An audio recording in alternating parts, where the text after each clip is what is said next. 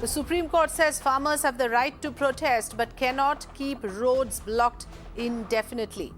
The Sanyukta Kisan Morcha or the SKM says it is police and not protesting farmers that have blocked roads. So the top court now says farmers have the right to protest, but it must ensure the protests cannot be blocking any of the roads. Now, let me go across to Minakshi to tell us more about this. Yes, Minakshi, if you could take us through the proceedings that have happened so far and the observations made by the Apex Court.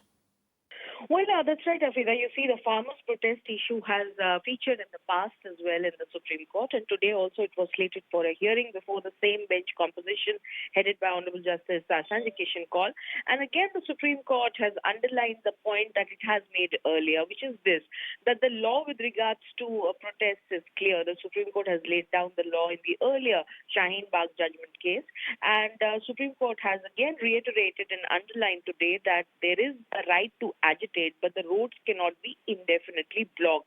Why has the blockage taken place was the question the Supreme Court again posed to counsels like Mr. Prashant Bhushan, Mr. Dushyant Dave representing the farmers' interest, and also the solicitor was at hand representing the union's concerns in this case. So the Supreme Court wanting to understand why has the blockage taken place and how it has taken place and how it will be resolved going forward. So essentially, the Supreme Court has been perplexed about the ongoing nature of these protests which have gone on what it seems like indefinitely thus far, and the Supreme Court even in the past has questioned the farmers' bodies as to what is the conclusion or the logical end that these protests are headed towards. So Yes. with regards to that, the Supreme Court has had asked in the past for various farmer bodies to join the proceedings in the top court. And today the Supreme Court noted as to how out of various farmers' bodies, only a few or a couple have joined the proceedings in the top court thus far. The Supreme Court also observed as to how it cannot compel everyone to come. Only two of the committees of the farmers' bodies have come to the Supreme Court thus far. So with these concerns and observations, the farmer protest case now has been adjourned to the 7th of December.